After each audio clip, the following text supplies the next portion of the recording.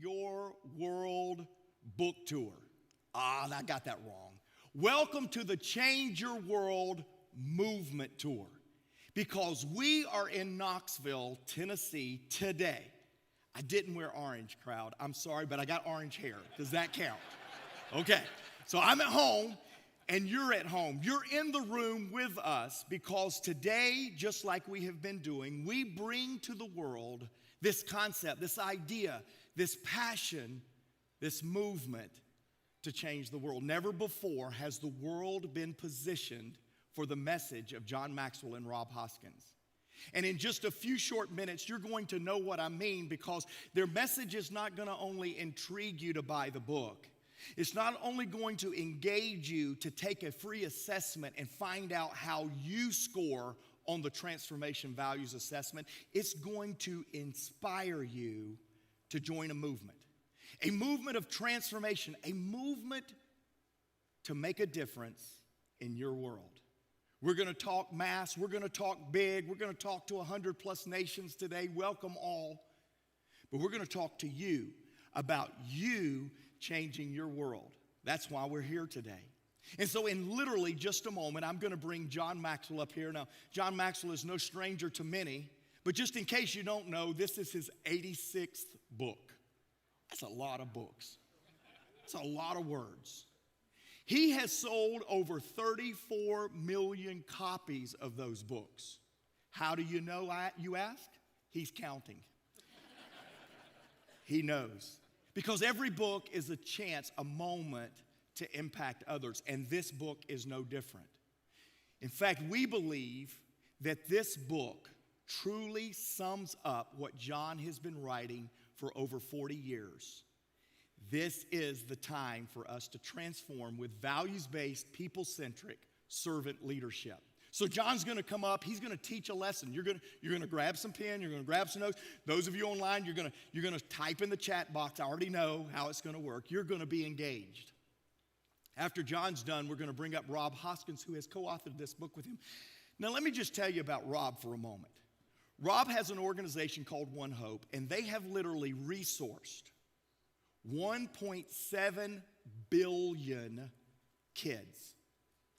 Did y'all catch billion? It took me 5 minutes backstage to even learn how to say the word billion. That's not million, that's billion kids.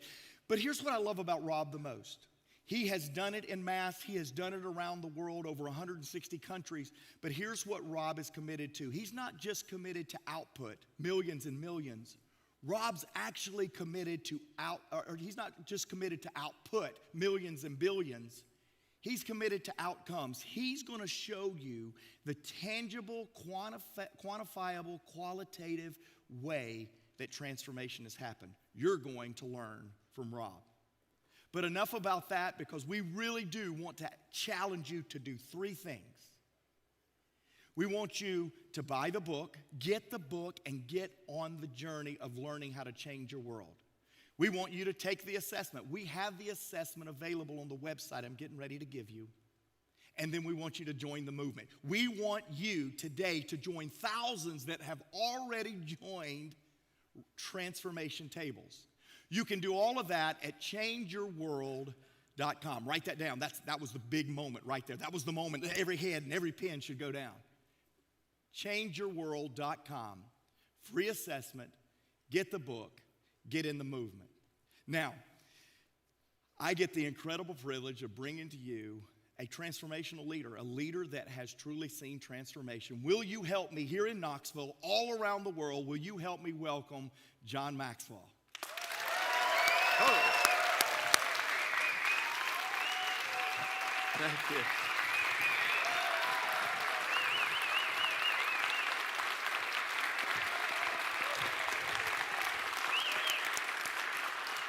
Wow. Thank you very, very much. Good morning. Good morning. It's so good to be in Knoxville. Thank you. Thank you. It is so good to be with my friend, Chris Stevens. Chris and I go back 35 years. We go back a long time. Chris was a kid, and he had just a little church, a little congregation, and I started pouring into him, and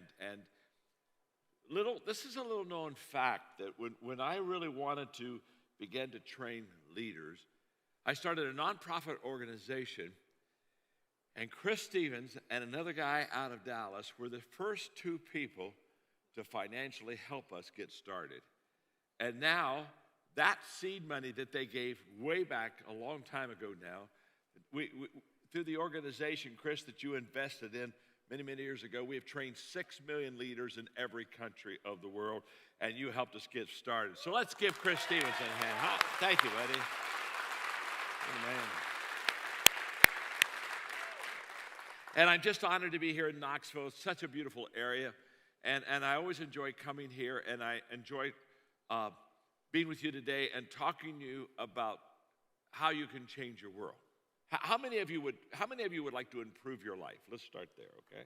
Okay, well, every hand's up, and let me ask you another question. How many of you would like to improve the life of the person that's sitting beside you right now? Now you were more enthusiastic about that second question than you were that way. Oh, yes. In fact, look at your neighbor and say, "This is the reason I brought you here." I brought you here to get this life upgraded a little bit and a little bit improved. And what I've discovered is that we want to get better. We want to get better. We want to improve our life. But there are so many times we don't know how to get better. It's not a lack of desire. It's a lack of a way. And what is so exciting to me today, and the reason we're so glad to be here with this book tour movement, as Mark would call it, in Knoxville, and we're so glad to have literally thousands and thousands of you online with us right now. The reason we're so excited is because we're not only going to share with you how to make your world better personally, we're going to share with you how to make your family better. We're going to share with you how to make your community better, the people that you work with, your neighbors, your friends, and we're going to share with you something that we know works. This isn't theory. This isn't like something we think maybe could happen, because for 7 years, with several million people, the principles and the teachings and the practices that we're going to tell and share with you today, we've already put it in practice. We've seen millions of lives changed, and now we're excited because we're kind of launching in America with our Change Your World book, and so if it's okay, I would like to do a little teaching. I can tell you, you got your notes out, you got your paper out, you got your iPhone ready to take notes. I would like to do a teaching because when you think of 2020, 2020 was not our best year. Would we all agree with that, huh? 2020 was not like, it's a year that we will always remember, but it wasn't our best year. Wasn't our best year. And to be honest with you, 2021 isn't starting off so hot either. Okay, it's not, the number one question people ask me all the time is when's this going to be over? And I'll talk about that in a moment, because I don't think leaders always have to have all the answers. But here's what I know. During very difficult times, as a leader, there are 5 questions I ask myself during a crisis, during COVID-19, during racial division, all the stuff that you and I are experiencing in our life. Leaders' questions are different than other people's questions. And in fact, it's the questions that set us apart. The quality of your questions will determine the quality of your answers. And so it's the questions that kind of set us apart. And I'm going to share with you 5 questions that, as a leader, I ask myself. And here's what's beautiful. Every one of these questions you can ask yourself. And if you answer these questions correctly, you're going to really help other people, and you're going to be able to help yourself. And what I love about these questions, all these questions are not only answerable, but they're doable. They're doable. They're everything that I'm going to give you is within our reach. But these are questions that I ask myself as a leader. I wrote a book several years ago called Good Leaders Ask Great Questions. And I don't know if you have that book or not, but that book became a very popular book. Because we think of leaders as always given direction. In fact, the greatest change in my leadership years, I've been doing this, I have literally been doing this now for 50 years, okay? And in the beginning, I was what I would call a directional leader. I was giving direction. I was saying, here's the mountain, let's go charge the hill. Here's our vision. Here are the goals that we have. I was a very directional leader. And the biggest change I've made in my leadership probably is I've gone from being directional to asking questions and to being more conversational and interactional in the whole process. And so here are the 5 questions I asked during a crisis, and I'll teach a little bit about them because I think it's going to help you during this time. Now, the 5 questions I'm sharing with you, they're not in the book. One of the things we try to do on our book tour is share it with the book, but we also try to add extra value to you because I always feel that you're going to read the book. But it's always kind of like, what else can I give you that's beyond that? And what I'm going to give you, I've never taught on or lectured on until we started the book tour. So that's kind of exciting to me in itself. And so as soon as I can find my notes, this is so crazy. Excuse me for a second. I did something and it's come back to me. Okay.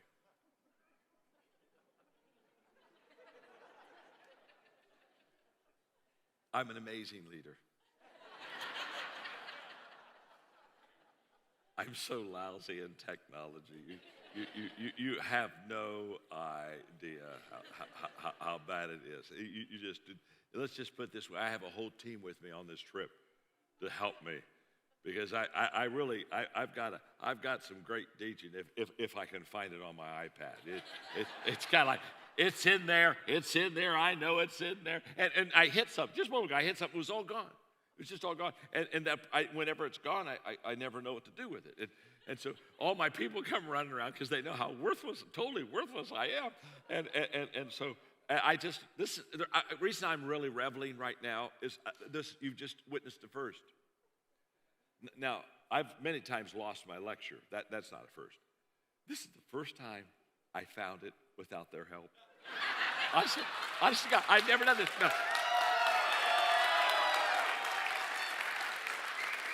I've never done this before. Never before. As soon as I said I lost it, you should have seen every one of them, they're already jumping. It's like, he needs us, yeah. It's Mark, honest, it's never happened, has it? You're the man. Yeah. It's now, so the good news is I didn't need you. Thank you very much. I didn't need you. The bad news is I have no clue how I got it back. I really don't. I just hit one other thing and it came back. And I don't know what happened. I don't know how I lost it. And I don't know how I found it. Hey, now sit and take notes. I'm an amazing leader. You know, it's like following Mr. Magoo is what it's like following. Okay, now, so anyway, I did that. It came back. Honest to God. I've never seen this before. Now, you know what? I now can feel like you feel. You know, because when you do it, it comes back. This may be the highlight of the book tour right here. I haven't taught you one thing, but you've just look at your neighbor and say, we've witnessed a miracle. Go ahead and tell them that. We've totally witnessed a miracle. Okay. You're fun, God. By the way, Chris, thanks for making the facility available to us, and thank you so much for paving the way. Thank you, buddy. You're the man. You truly are the man. Okay. Let me go to the 5 questions that I asked myself. There are always the questions that the people ask you, and those questions that people ask you as a leader are always very, very important. But always remember, if you're going to lead, you have to know the questions you need to ask yourself. And the questions that you ask yourself many times will be different than the questions that the people ask you. But here they are. They're very simple. Question number 1. And I'm going to give it to you in sequence too, because there's a little sequence, a little process to it. And the first question I ask myself during a difficult time is how do I feel? It's a question of feeling. And the reason that I ask that is that during a difficult time, there should not be emotional distance from the leader and the people, between the leader and the people. There should not be an emotional distance because people feel darkness. They feel depressed. They feel discouraged. They feel hopeless. They feel lost. There's a whole bunch of what I would call very difficult, negative feelings that people are going through. And the first thing they're wanting is not leadership. The first thing that they're wanting is somebody to identify with them. And so what a leader does is a leader doesn't start leading. A leader begins to ask himself or herself during a difficult time, what am I feeling? And the reason for that is that the first connecting point between a leader and people that are on his or her team is the connection point of emotion. And so it's very important for the people to look at the leader and sense that the leader understands, sense that the leader listens, the sense that this is even more important, senses that the leader wants to listen and values who they are and how they feel and what they're going through. There's a statement that I made many, many years ago that it's kind of been one of my more popular, famous statements, and that is people really do not care how much you know until they know how much you care. And we all identify that, and we all understand that. And this question on how do I feel, or what am I feeling right now? What am I feeling? That really answers that question for me. Now, when I say that this is the question that you ask yourself, I want you to also understand that we want to emotionally connect with people, but we want to walk with them. That helps us emotionally connect. But we also need to walk before them. And so what that means is there's a possibility. It's my first responsibility as a leader to let you know I feel what you feel. And for example, during COVID, when people had a lot of questions, and people would come to me and say, when's COVID going to be over? How it happened, the whole process. Many times I'd look at it and say, I don't know myself. I don't understand it, don't like it. I got surprised by it. Now, see, those are all words of identity. See, what leaders know is that you find common ground with the people to connect with them. And the common ground that you connect with them first is feelings.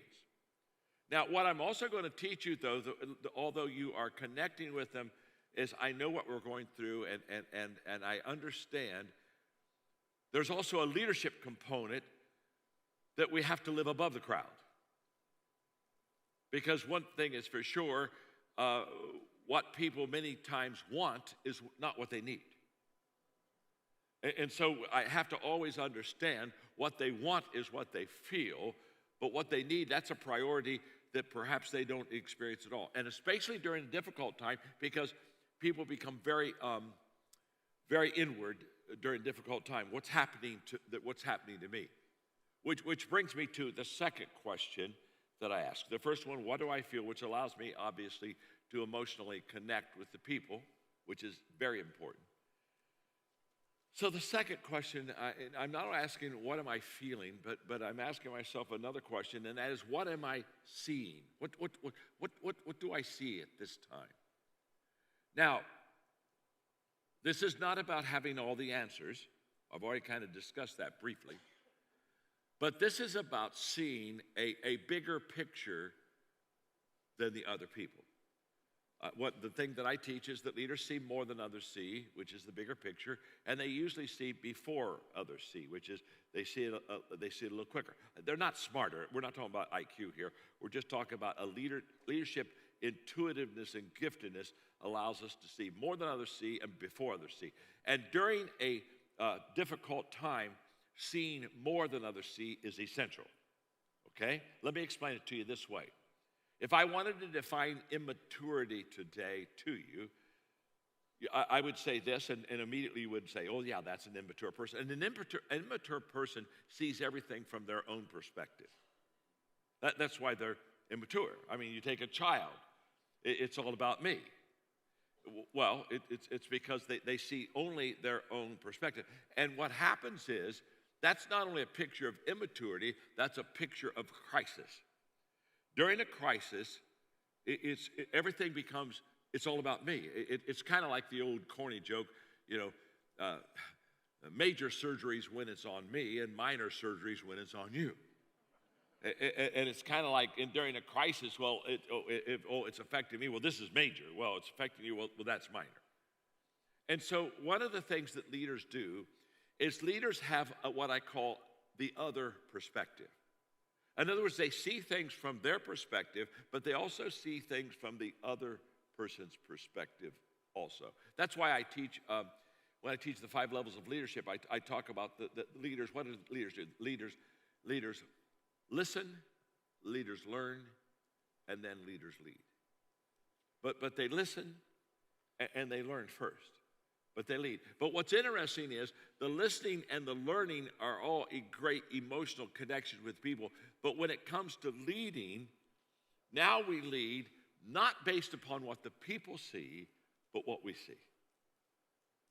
Because if you see further, if you see sooner or before, what that means is that you see things that they don't see. And it's our responsibility to share with them the bigger picture. Now, this is what's so important about the more part, okay?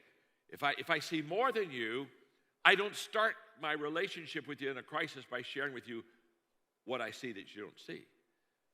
I go back to the first question, what are we feeling? I have to emotionally connect with you before I can intellectually connect with you. Always remember this. You always answer the emotional part first, because nobody cares about anything else except how they feel right now. So as a leader, what that means is that the moment you know that I understand your situation, the moment you know that I care about you, the moment that you know that I have listened to you, now guess what?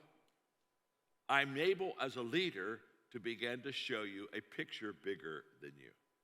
But I don't do that first. So there is a sequence and a process, and you're getting it today as I'm walking you through it. So it's very simple. What are we feeling? Okay. Or what am I feeling? What are they feeling? What are we feeling? It's a feeling question. Now we're into the sight. What am I seeing? What are we seeing? But now as a leader, I have a stewardship responsibility to take what I am seeing that you don't see and begin to bring it into your world.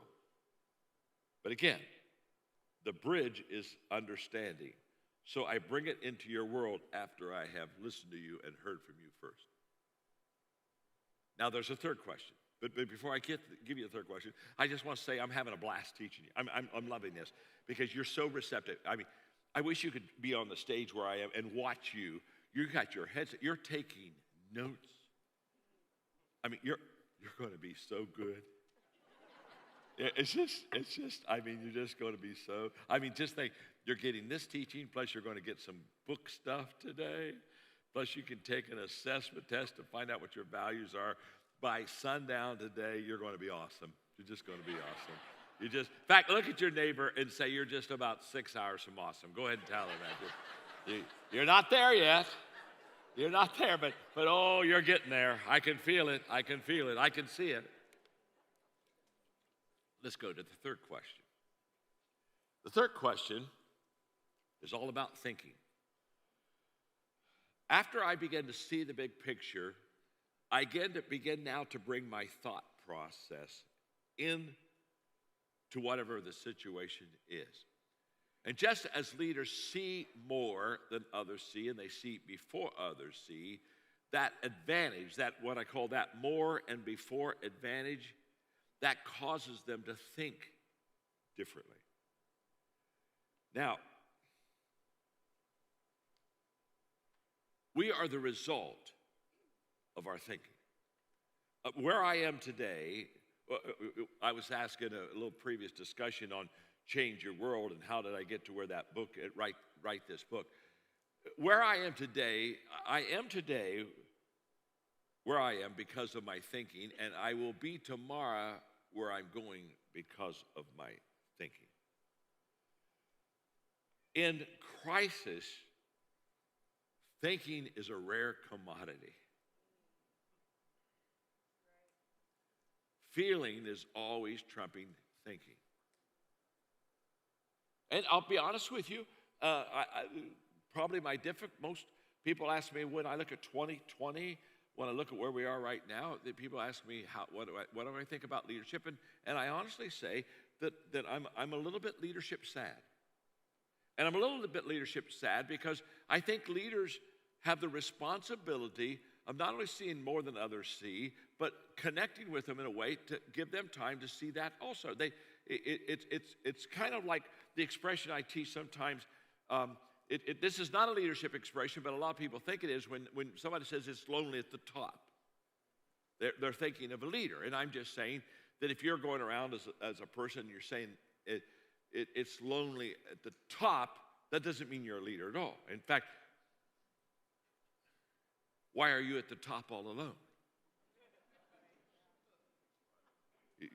If you're at the top all alone, you're not a leader, you're a hiker.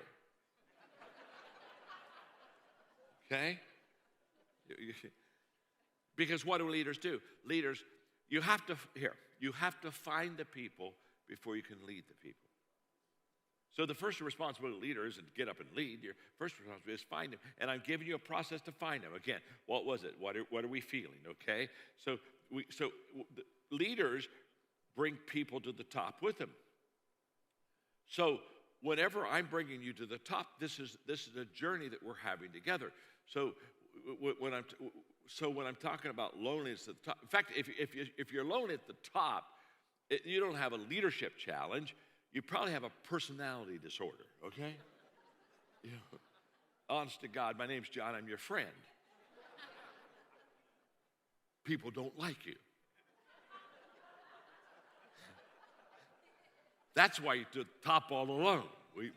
Hey, you may not know why you're at the top all alone, but the rest of us do.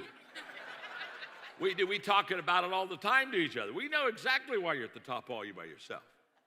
But when it comes to what am I thinking, there comes a time in a leader's life that their thinking needs to allow them to bring answers to the challenges and the problems. And the leadership shame I feel is I feel that we haven't paid the price of really looking beyond ourselves and thinking what is right and what is best. And for example, what I think during the crisis that we're going through, and the reason we wrote the Change Your World book is very simple. I think we have, not only in America, but I travel the world, I think we have a values deficit. I think that we have totally lost our way. I think we have a generation. Thank you. It is so good for me to sit down and talk to people as smart as me. See, you get it, I get it. You know what I'm saying? Washington doesn't get it. No, they don't get it. But listen to me very carefully. We've lost our way with values. And one of the things we'll talk about in the Change Your World book is that when you have no values, let me just give you an illustration. An empty bag doesn't stand up straight. An empty bag just falls over, and if there's any kind of wind, it not only falls over, it blows away. Well, what has happened is we don't have anything on the inside. We've lost our values. We've lost our anchor. And so therefore, anything just kind of topples us and moves us and blows us away. And when we look at behaviors and everything like that, and I say, well, how could they do that?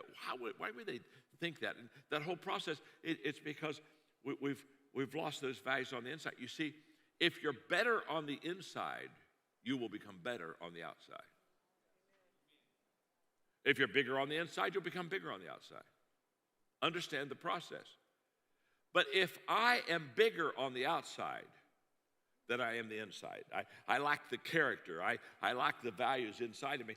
If I'm bigger on the outside than I'm on the inside, it's only a matter of time till the outside collapses because I don't have the foundation. So what am I thinking? So in this whole question, the questions I'm asking myself, here's what I'm doing my best to think of answers. And the thing that excites Rob and me so much about Change Your World is we have put a book in your hand that'll make the world a better place. And it's not like we think it will, or we hope it will, or we believe it will.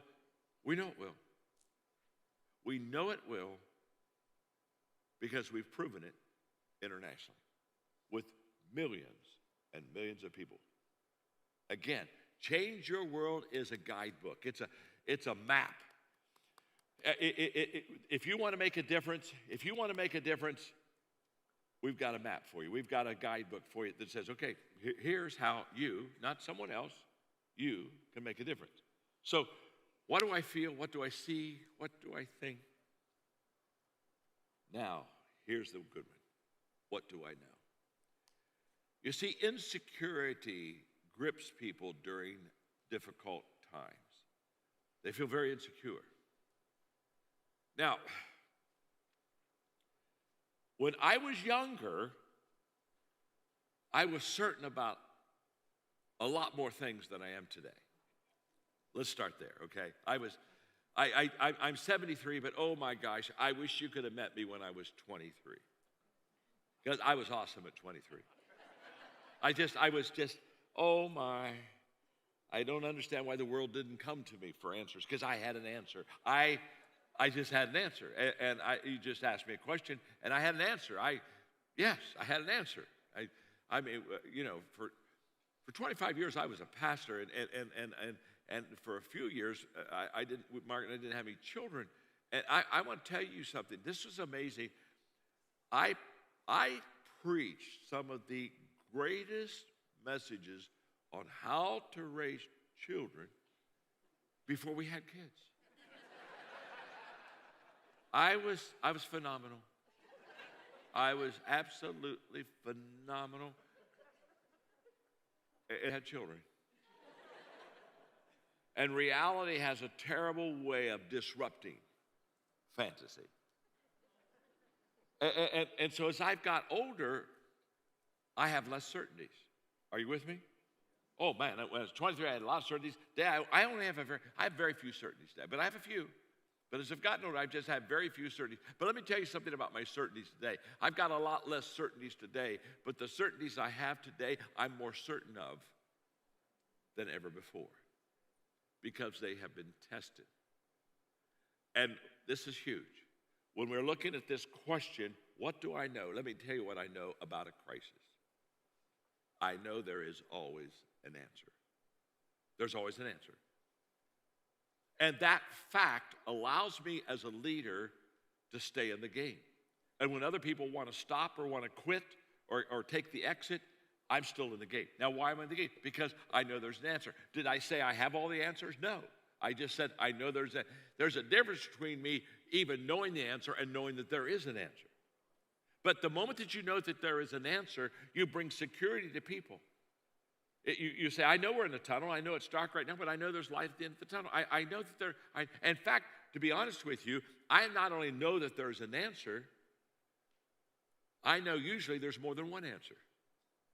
And there's more than one way to understand and solve the problem. So when I'm asking myself the question, what do I know? What I know is, I don't know when COVID's going to be over. I have no idea. And it's okay to tell people, but here's what I know. I know this too shall pass. That's what I know. And I also know that if we stay in the game, we're going to come out on the other side. And I also know that when we come out on the other side, we're going to become better. Sometimes you win, sometimes you learn. I wrote a book on that one time. Yeah, I did. Because I know, as soon as I said it, you're all saying, oh, that was a great statement. If you like the statement, the book is even better. But what happens is, in fact, the value of failure, the value of adversity, the value of darkness, the value of difficulty, the value of it is what we learn from it. So when people talk about their difficult times, I want to listen, I want to hear, I want to understand. But as soon as they're done, the question I have for them is always, and what did you learn? What did you learn? It's what we learned that brings improvement in our life. Because learning is overrated if it's just head knowledge. It must be life change. So it's kind of like there's failure, and then there's learning, and then there's improvement. And it's an incredible, beautiful process. So the last question I asked myself, you're so good. I've got to get down. I got to get Rob and Mark up here, but I'm enjoying this so much. I could just kind of teach for the next 2 hours, because I mean you're just there. You're just there. It's your fault. It's your fault that I'm going over. It's not my fault. I mean, if you were a lousy audience, I'd have them already up here. In fact, I'd say you have them for a while. I've had them for a while. They're not any good. You guys take them. But when you're good like this, then I don't want to share those guys with you. You know what I mean? I want to keep them off the stage. I just got to, okay, that's called selfishness. Last question. Okay, now let's go. Let's look at it real quick. What am I feeling? What am I seeing? What am I thinking? What am I knowing? What do I know? And then the last one is what do I do? What do I do? Because let me tell you something. No matter what difficulty you're in, you have to act your way out of it. Intraction is the word action. Nothing happens until we act. My father, who just passed away on July 4th last year at 98, such a terrific leader. When I was a kid growing up, he'd say, John, 5 frogs on a log. 4 decide to jump off. How many frogs are left? I'd say 1. No, he said 5.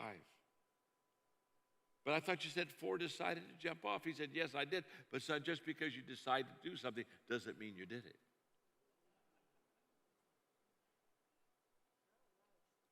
Probably the most overestimated words in the English language are good intentions.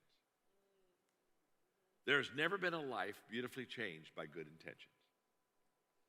It has to become good actions.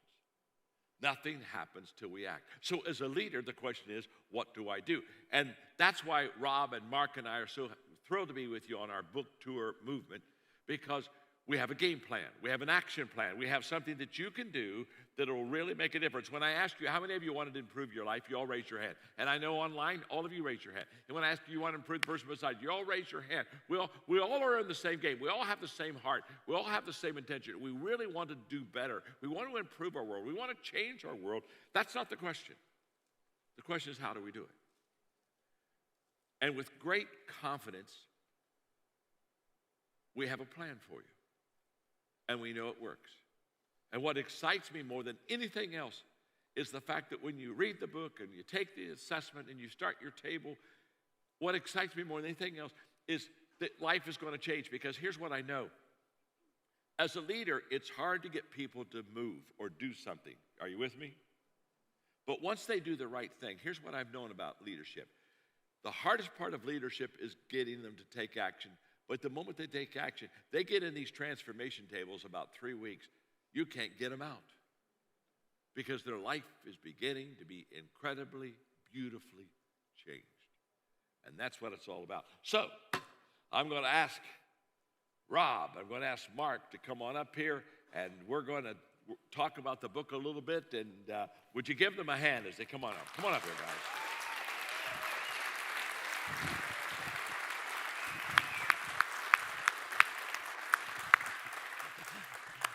Good to have you. Great to be here. Thanks for joining us.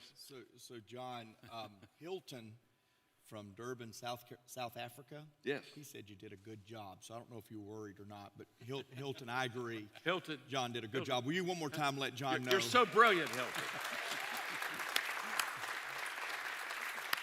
Hilton, thank you, and all of you from all around the world. I'm just watching people from all over the world, even Florida is tuned in today. What about Bismarck? Bismarck is ready to go. They're preparing for us. Hey, they're shoveling their way out right now. I do want to take a few minutes. And by the way, if we get done in time, we'll take a couple of questions from the studio audience here. And also those of you watching online, if you've got a question for John and or Rob during this segment right here, if you'll post it, I'm watching you. And we'll get your question to John and Rob as well. John, you've written, we said earlier, 86 books. I don't think you've written one since you've been up here speaking. No, but let me just say, that's no big deal. I mean, when you think of 86 books, everybody thinks that's amazing. When you really think about it, the only thing you got to qualifies you to write 86 books is you have to be old. If you're not old, you can't write that many books. Yeah, but very, very few of them have been co-authored. Yes. And yet you chose this book, you chose Rob, you wanted this book, one of your most important books you decided to write with Rob. Tell us why. I chose Rob because I needed help. This subject is bigger than me.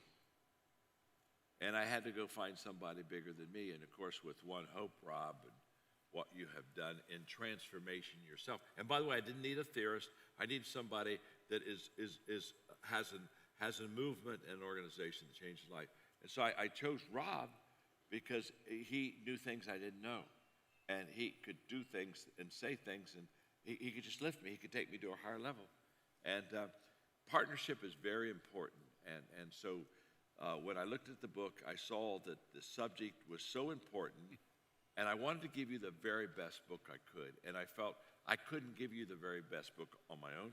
So I asked Rob to help me. Thanks, John. And we have chapters in that book, the measurement chapter that he really wrote. There are just chapters in there that if I wouldn't have had Rob, the book wouldn't have been at its best. And my goal is to give you the best book that not me, that we could give you. So that's why I chose Rob. Yeah, and both of you have stated in the past, John, you stated today, this book is a significant one for you. It's not just to write a book. It's not just to get the book out there. There's a movement here that we're trying to create. So, Rob, I laugh every time we ask you this question, why John? Yeah. But seriously, for your life's work, your dissertation. That's a good question. Oh, good question. It's a ridiculous question. If anybody asks you, why did you want to write a book with John Maxwell? I mean, I remember when we were we were on a boat in Florida, and John's been mentoring me for quite a few years, and we were talking about our favorite subject, a subject that we hadn't just talked about. We'd actually, as you said, it wasn't just an intention for us to talk about doing transformation together, but we've done projects together all over the world, and we've seen measurable change in people's life, which means we know change took place. And as we were talking about that subject, I was sharing with John a doctoral dissertation that I just written about sort of the science of how does change happen, how does transformation happen. And I said, John, this will be great because 5 people will probably read my dissertation someday. That's right. And I thought, you think there's a popular book here? Is there something that we can do to add value to real people? And I'll never forget, John turned to me and he said, yes, Rob, there is a book here, and I'd like to write that book with you. Can I write that book with you? I said, let me think about that. Yes, I said that would. Now he claims it took me 2.2 seconds to say yes, but Mark, you were there. It did not take me that long to say that. He was slow. and look, and here's why. Here's of course it's John Maxwell. I mean, of course, but look. Everybody likes talking about transformation. Very few people can define it and tell you what it means. Fewer still can actually show you what transformation looks like and how they made it happen. And then there's only a handful of people in the world that have the capacity, the desire, the reach to actually scale transformation. And I don't know about you, but I think we need to scale transformational leadership, and the one person probably in my entire lifetime that has the ability and capacity to do that is sitting right next to me here on the stage. We have the ability to launch a movement with this. And so that's why there's a simple answer to why John Maxwell, but really it was more than just selling books, because this is far more than a book. I like to say it starts with a book. You got to have the book. Everything that John and this is not a theoretical book. There's a lot of people that can theorize about things. This is a book that has my entire 30 years life work, John's 40 plus years of adding value to people, And it's filled with the real life stories of all kinds of, the name on the book says, anyone, anywhere can make transformation possible. And so it's filled with the real life stories of great people, successful people, people with huge organizations. Their stories are in here. Stories of people that have made a lot of money, but they found that with that success, they still felt insignificant because they knew that they weren't transforming lives the way they needed to. There's a story of a little girl in this book in Lima, Peru. And Tiffany, she should have been a statistic. She was growing up in one of the poorest places in the world, hardly any education available to her. She was being abused by her father. And yet it's a story of how someone made a difference in her life, things changed, and now she's transforming the educational system in that place where, hey, listen, change is possible for anyone, anywhere. That's right. That's so true. Wow. And that's why this is more than a book. And why from the very beginning, Mark, is even on that boat, as we were talking about, we said, and we do this in the 9th chapter of the book, as John and I were writing that 9th chapter last year. Yeah. We said, now what's the call to action? What are actually people going to do after they read this book? And that's when we began to dream together. And we said, this is more than a book. And we make a promise in that 9th chapter that for anyone, anywhere that wants to make a difference, we're going to go on a journey with you. Yeah. And that journey is going to take you through a process. It's actually going to take you to a platform that we've already built where you can go, where you can do a values assessment and determine, do I have transformational values in my life? Which ones do I have? Which ones are strong in my life? Which ones do I need more of? And then put you in a place, a transformational table with other people so that you can begin a journey, us with you, and we believe, and it's already started, that as thousands, John, as hundreds of thousands of people go through that process, join the platform, get into the transformation tables, that we're going to see, I believe with all my heart, the greatest transformational leadership movement this world has ever seen. That's what can happen if we do this. And we do it right, Mark. I believe that with all my heart. Good.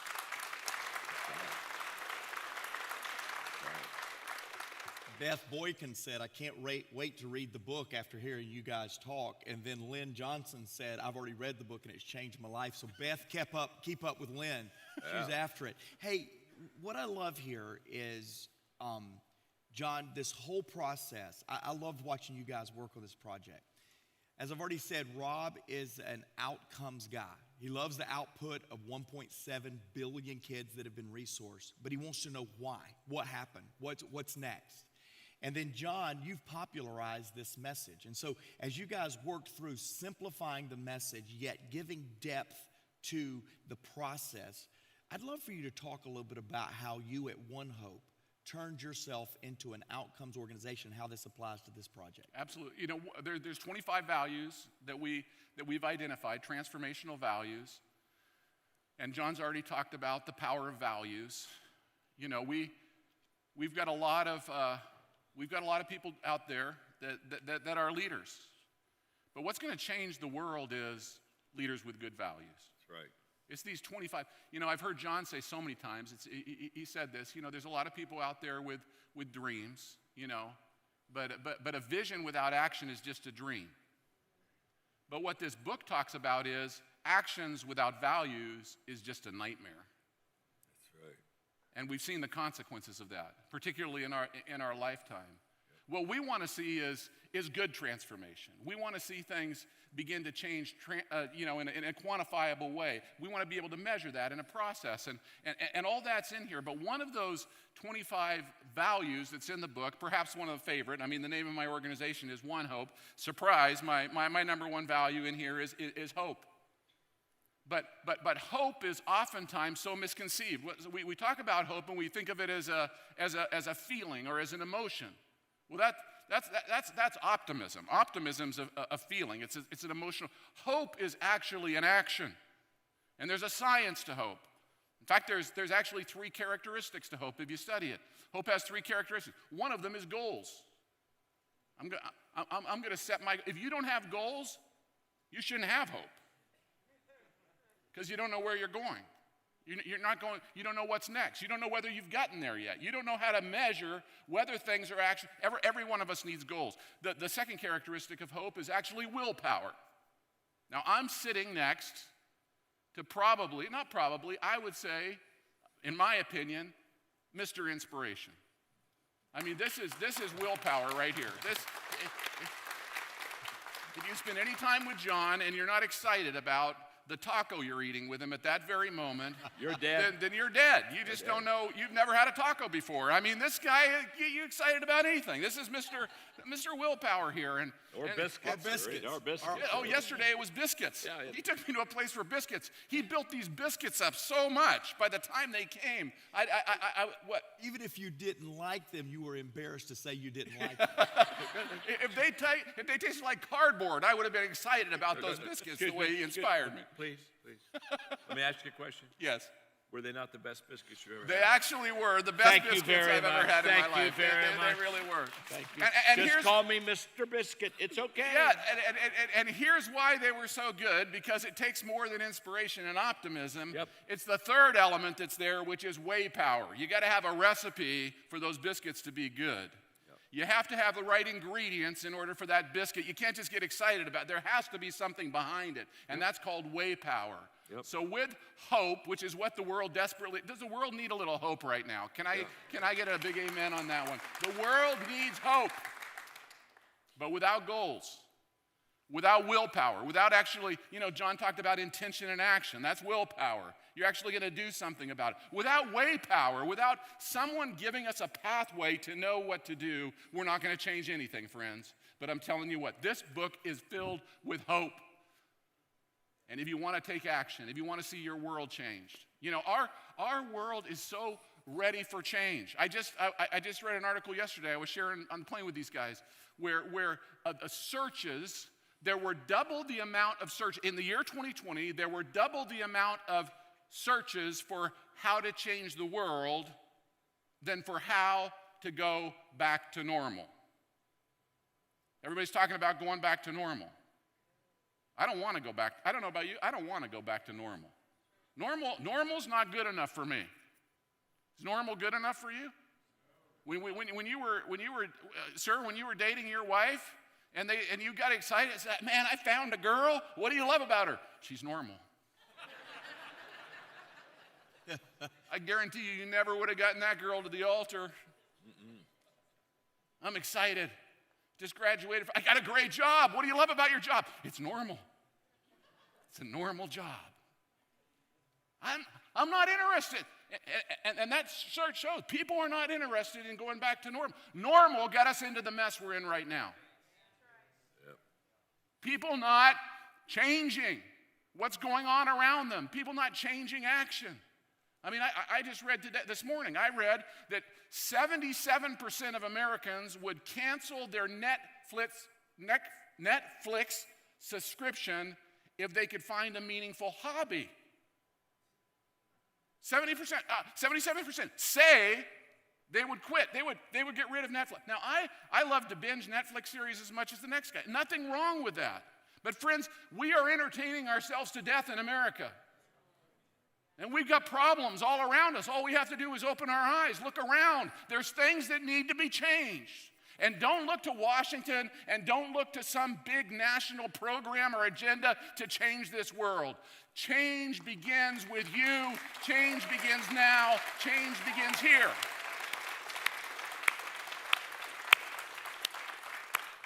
We've seen it happen so many times. So many times, John, we've seen it happen. And all we said is people want to do this. How can we put resources and values into their hands, your hands? Anyone, anywhere can make a difference. You can make a difference. You online, you can make a difference wherever you are. Let's just get to it. Let's start a movement. Yeah, and that's exactly what we attempted to do with changeyourworld.com. We wanted it simple. We wanted it to be accessible to all of us. These guys, powerhouses, changing a lot of the world, but we wanted each person to feel like they could change the world too, yet we needed a process. That's why today I came in here with 3 steps. Very simple. Get the book, take the assessment, and then join the movement. join a table. And you say, well, how do we do that? Just take the assessment. We've had, you guys are going to hear this for the first time, we've had thousands take the assessment. 100% of them wanted the assessment readout to begin applying it and spent over 7 minutes, we can tell, digesting this to see what it meant. It's working. That's huge. That's huge. beautiful. This is brand new, and I wanted them to hear that on stage. It's working when you take the assessment, John, you did challenge us to make this applicable to all people. This was not a typical leadership book. No. This is a message, yet you're known for leadership, you're known for growth. This book has really taken you in a route of significance. Why is that?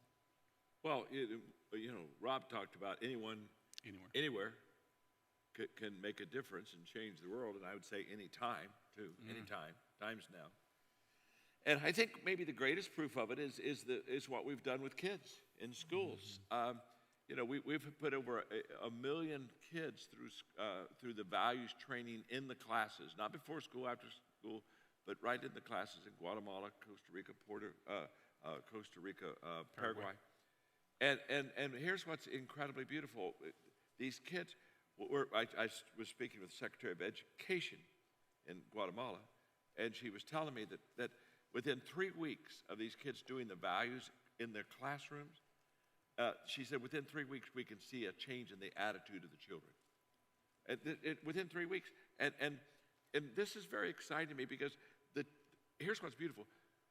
In the classroom, the kids facilitate the round tables, not the teachers. In other words, they got little small groups. And by the way, how do you develop leaders?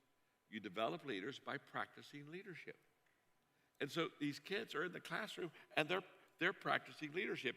1 week Mark's leading it, and then I'm leading, and Rob's leading, and every week and kids are getting to practice leading a small group, which is getting them to prepared. And we're so excited. And I'll have to say, the highlight of the book tour is the fact that here, Bob Thomas, who's the superintendent of the Knox County schools, and I think, is there 4,000 teachers? Because I had the privilege virtually, and they're going to see it, of doing a talk on Change Your World to these 4,000 teachers, because these teachers want to make a difference in their classrooms in Knox County. Now this is here. Now this is huge.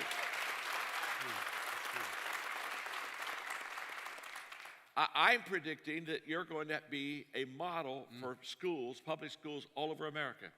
And let me tell you something. There's something special about being the first. That's right. When somebody steps up and they're the first to help you, you remember them for the rest of your life. If they're the 17th, you don't know. and it looks like Knox County is going to maybe be first. They may want to get right on the front of the line. Now, here's what's just absolutely I love. When we were talking about this morning in the green room, of course, Chris, who has been a friend of mine and leader here for many, many years, 25 years, he stepped right up and he said, and there are 4,000 teachers. He said, John, we're going to buy 4,000 Change Your World books for our teachers in this school. Come on. I'm giving you a standing ovation. You're the guy. Absolutely. 4,000 books. Come on, man. Woo! Yes. Huge. I love this. Hey, and I love it. I'm looking back at Bob. He's giving him a standing ovation, too. Because Bob said, how can we do this? How can we resource this? How can we put these? Now, think of what's going to happen when 4,000 of your teachers in Knox County have a Change Your World book and are able then to begin to implement that and do these transformation tables in their schools. This is why we wrote the book. I've already sold books, 34 million, okay? So I know how to sell books. This has nothing to do with selling books. This has everything to do with changing lives. Come on. And that's what this is all about. And I just get very excited, Rob, and when I think of the fact that the things that you and I have taught and believe in this book, these teachers are going to have them, and they're going to be able to go into their classroom. I will promise you, within a month, Bob, of those teachers getting those books and beginning to implement in the class, you'll be calling us. And you're going to say what they're telling us with other millions of kids in other countries. it's making a difference in our kids' life. Just think about what would happen in the school system in America if every kid would not only have their math classes and their language classes, but they would have values classes. Think what it would do for our country. And you're going to lead the way. So Bob and Knox County teachers, we're giving you a hand. You're giving you a hand. There you go. That's huge, huge, huge. And it starts in mass with decisions like Bob, decisions like Chris, and you guys doing mass, but it also starts at the individual level. Rob, I'd love to just talk about your transformation moment. Sure. What you moved your organization to, because we hope to inspire moments like Bob, like Chris. We hope to inspire that around the world. That's the point. And you had a moment like that that was transformational. Well, one thing, transformation is a lifetime, right? It's not, I transformed and now I'm done. I mean, transformation should be something, if we have the right attitude every day, if we go into the day with the right disposition, that transformation is available to us anytime, anywhere. No matter how much we've accomplished, no matter how successful we've been, if we're open and willing, we can have transformation happen every day in a new, fresh way. And so, one day I was driving to work, and on my way to work, it's just my time to sort of quiet my soul and just be alone, and just before the hecticness of the day hits me, once I hit the office and the agenda and everything that's going to pile up. So I was doing that. I was on the way to work. I'm a person of faith, so I was praying, and as I was stopped at a red light, and as I was just in that moment, and this happens sometimes, God just seemed to be speaking to me inside of myself. I just felt something stirring up inside of me, and so in those moments I learned to just really tune my heart to what is being said, and I just felt God saying to me, take a right turn. And I thought, okay. I said, take a right turn in my marriage, take a right turn in my work, take a right turn, with one hope, and the voice inside of me said, no, stupid, just take a right turn at the light, just turn right here. And so I did that, and I took a right turn, not knowing where I was going, and I found myself driving through a neighborhood I'd never been to before. I'd never been this way to work. And I found out later it was a neighborhood called Avondale. It was right across the street from our office. And in a 5-minute drive, I saw things I had never seen before. I'd seen these things in other countries. I'd seen them in the slums of India. I'd seen some of these things on the streets of Colombia. I'd seen it in other places, but I had no idea it was happening here. In a 5-minute drive, I saw a drug deal go down. I saw actually a prostitute in the middle of the day walk across in front of my car. I saw what looked like single moms with kids on their front lawn, with kids that should have been in school. I saw gang members hanging out together on the street corner. I saw all this taking place across the street from where I live, and I pulled the car over to the side of the road. I was overcome. I was actually weeping. I was there on the side of the road weeping because I realized here's one hope reaching millions of kids around the world, and I couldn't even see what was right in front of me. And I was angry. I was angry with what I saw that day. I was angry because of injustice. I was angry because I knew what would happen to these kids if no one did anything. I was angry with myself. And I said, this cannot remain the same. And I went across the street to my office and I called our whole team together. I said, I know you're busy. We've all got a lot to do. We've got a lot that's important going on today. But I said, I got to tell you what just happened to me. And I shared the story of what was happening in our neighborhood. And I said, this cannot remain the same.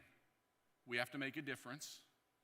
We have to make a difference now. I said, I don't know how. I don't know how we're going to do it. We're going to find out what we're going to do. And I just began to share what I saw that day. I just began to share it with my friends, those at One Hope. And then other people in the community got involved. And all of a sudden, and for 10 years, we've been working in that neighborhood now. Now, I reach millions of kids every year, 177 different nations, 600 different languages. We do a lot of stuff, but you know what? There is nothing I'm more proud of than what's happening across the street from where I work, because I took a right turn one day. That's beautiful. And I'm telling you what, friends. That's right. Take a right turn. Yeah. Good Open stuff. your eyes. Good stuff. Look around. Yeah, I like that a lot. When John and I were writing the book, I got a call from my office, and they said, Rob, we got some bad news for you. One of those young kids, maybe one of the ones I saw that morning as I was driving through that neighborhood, one of the kids that is now in a school. I took part of our office headquarters and I turned it into a charter school so that these kids could have access to a good education. See, third grade literacy is the #1 predictor of high school graduation.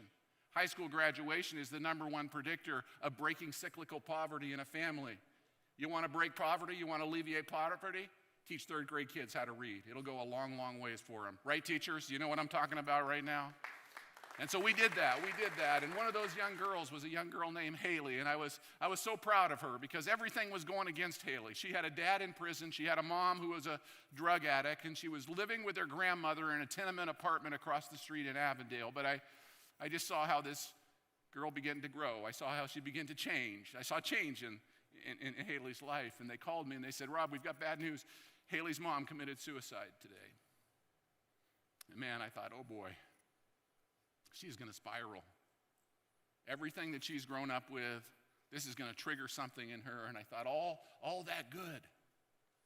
Maybe it's, and I went back to the office and I began to hear stories.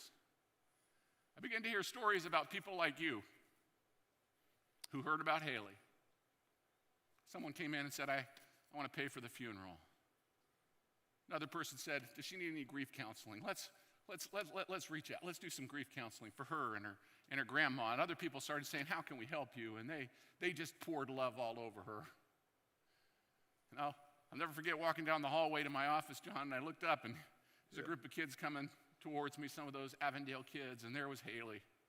Biggest smile on her face. I said, how you doing? How you doing? I said, oh, I'm doing great. And I could see the optimism and hope in that little girl, and she's going to be okay. She's going to be okay. Friends, there are Haleys waiting for you to make a right turn, to make a difference in your world. You know what? Change is possible anywhere, and it's going to happen through you. I believe it. And John, that's why we wrote the book, and that's why we're here to serve you in whatever way we can, because there are Haleys waiting for us this morning. That's right. Exactly Absolutely. right. That's exactly Absolutely. right. Absolutely. I'd love to take a couple of minutes for questions. If you have a question here in the audience, you can step right forward to one of the mics. I have a question from Isaiah, but I've got to tell you, Bob, that David Jones, a retired 30-year educator, said, please tell Bob that this is huge and that I appreciate it. He has inspired me. So thank you, Bob. That's thank you, great. Chris. That's so powerful. great. You've inspired our online community. So again, questions in here. I see one coming. In fact, we'll start with you so you don't have to stand up, and then I've got a question from online. Give us your name. When you were talking about it impacting the schools, I was like, well, then if you change the young people, I think it would also have an impact on the prisons. Has it affected incarceration and the amounts in prison and everything in other locations? Yeah, it has. It's a great. I'm sorry. What's your name? Michelle. Michelle John. Thank you very much for sharing Nice to and meet for you. being here. Michelle, yes, it has. In fact, we have so many stories. I was just in a halfway house of teenagers that were very severe in the criminal activity. All these kids had either committed murder or attempted murder. And the Attorney General in Costa Rica asked me to go see them. And they've been taking them through these transformation values tables. And when they would release these kids from this prison, 80% of them within 6 weeks would be back. Just 80%. So, I mean, they send them out to come right back in. She said, since we've done the transformation table, she said, the ones we have sent out, I think it was 67 that they'd sent out. The ones we've sent out, she said, none of them have returned back. And it's so, yeah. This is huge. No, it is a phenomenal prison program. Trust me, it's a phenomenal program. And what we're seeing with prisoners around the world is if you can inspire hope in them and give them a sense of identity of who they are and what they can accomplish, what goals they can accomplish in their life through a plan, through a Willpower that'll change their life. And wherever that can happen, recidivism rates, them returning to prison, just begin to drop dramatically. Look, this is not rocket science. This is transformation science. This is hope science, and it works. You know that taking a hope index is a better predictor for graduating high school seniors than the SAT score is. As far as college success goes. I'm telling you, these values are what drive people's lives and make them good citizens. And so they're available to everybody everywhere. But they have to have someone like you that can help them. Absolutely. Perfect. Thanks, Yes, sir. Michelle. Yes, sir. John Bartlett. I'm actually principal at Farragut High School here. All in right, Knoxville. let's give it up. Work for Mr. Thomas. Thank you. Thank you. It strikes me as we talk about schools and reaching kids, because every student in America goes through a classroom, that first we have to change the teachers and change their perspective. So as we go through this in Knox County, I know that one of our jobs, and one of my jobs, is going to be changing teachers' perspectives in doing this. What message do you want to send to teachers specifically as they change? Because we can't change kids, we can't change the world through kids without changing the classroom teacher and getting them on board. What's beautiful is in the book Change Your World, we start the book off by saying that Hope has two beautiful daughters. Anger, you just heard Rob talk about the anger when he went to the Avondale neighborhood. Anger at the way things are, but courage to change those things, to make a difference. And what we're believing is when the teachers read the book Change Your World, there'll be a change in their life. In fact, at the very beginning, we basically say, as you read this book, you'll love this book if you want to change yourself and if you want to change your world. And we set up a high bar of expectation at the very beginning of the book. This is for people who really want to make a difference. And you think about outside of parents, the greatest difference makers in the lives of kids are teachers. Always have been, always will be. So we're very excited because the 4,000 teachers are going to get the book, and we think that's going to make a major. I think the book is going to do a lot of the work for you as a principal with the teachers' attitude and spirit. So we're excited about it. Totally agree, and I couldn't agree with you more. And what we've sort of done is to sort of hope somebody else is going to do something about it.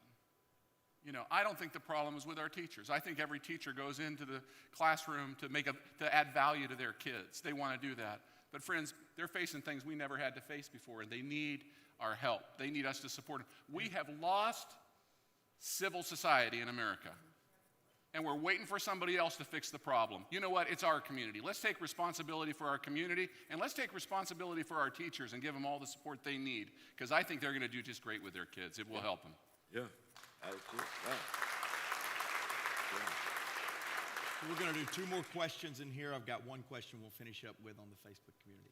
Hi, my name is Lisa Cole, and I actually work here at Faith Promise. I have two roles. One is actually a campus pastor that we take our services into state correctional facilities. So my kids enjoy telling everybody I go to prison. And then I also am the local missions director. We partner with over 25 church schools in our community to help them provide services for them. So my question is, you have a chapter in the book that says we all need one another, that transformational conversations can release and activate the potential that others have in them. So what advice do you have, other than simply handing them your book, what advice do you have for us who want to take someone? We see their good intentions, we know they have a decision. How do we catapult them from decision to action? I'm so glad you asked that question, Lisa. You get them in a table. The answer is very, very simple. The conversations we talk about in that chapter begin to activate when you have 6 or 8 of the people in a table, and you're going through the values, and every week you're discussing them and applying them. And what's beautiful about the tables is there's accountability. So when we're done with the value, it's not like that was a nice thing to know now. We say, now, how are we going to apply that this week? And when they come back the next week to the table, what did you do? And so the accountability is essential for the movement to happen. So what I would encourage you to do in your position here is I would begin to have transformation tables throughout your whole congregation. In fact, we're just like we're having schools model it, we're having businesses model it, we're having prisons model it, we're going to have congregations model it also. We're going to have transformational congregations. So get them at a table. If they go into the table, you're in good shape. Well, what I love that I've seen happen on these tables is people discover more of who they uniquely are. Yes. How God made them, Very- what their very gifts and revealing. talents are, what their passions are.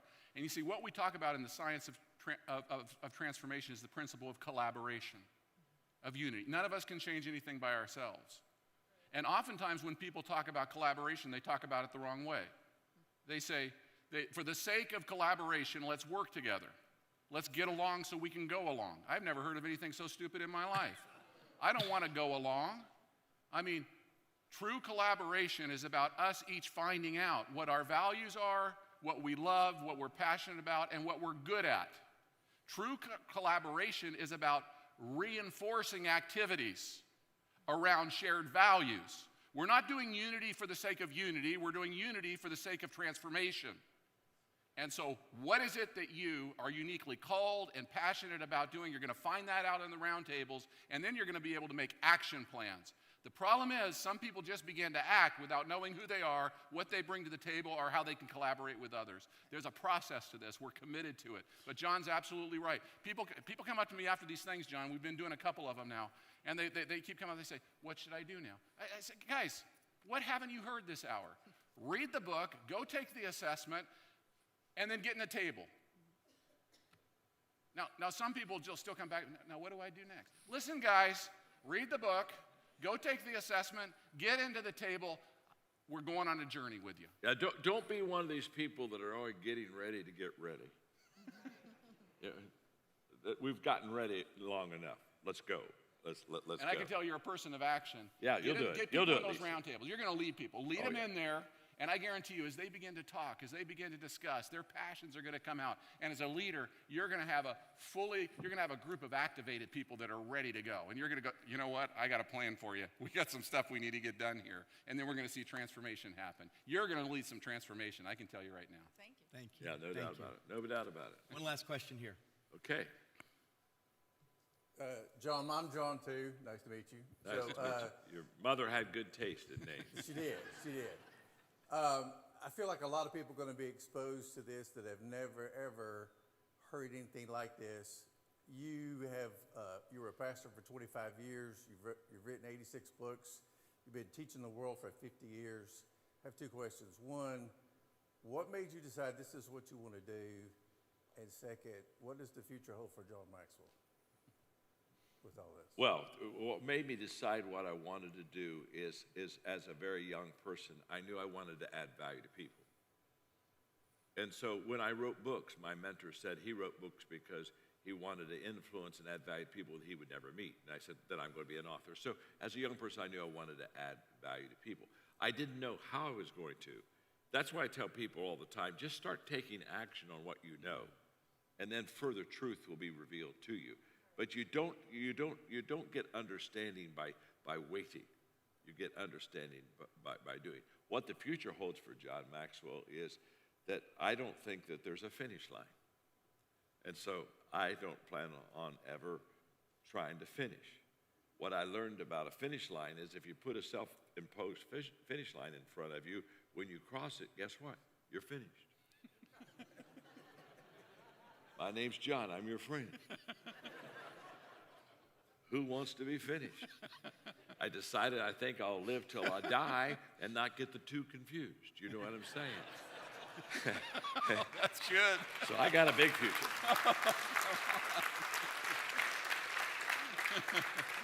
Love it. Thank you. We are just a little bit over, and we're going to wrap up here. For those of you that did ask questions online, our staff will connect with you and answer those questions. And just so you know, tonight at 6 o'clock Eastern Time, actually we start streaming at 6:45. You can come back into an environment. We're going to be in New Jersey. It's probably going to be colder up there for these guys right here. We're going to be in New Jersey, and we're coming to you live tonight, and we want you to do it. But don't wait till tonight to go get the book, take the assessment, join the movement, and bring somebody back with you tonight.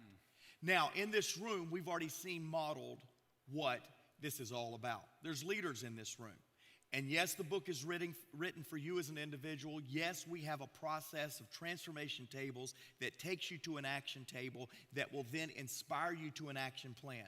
Yes, answering the John just asked John, we have 37,000 coaches, 5,000 of them have certified to be facilitators to take people through the online roundtables. So you have an option of doing it in person or joining a table from people all around the world. This is your opportunity. We have minimized and reduced all excuses. We want you to be a part of the movement. But in this room and online, there are people that are leaders. And you're going, okay, I already have my 5 to 6 people. I already have my 4,000 teachers. I need to get this material, this idea in their hands.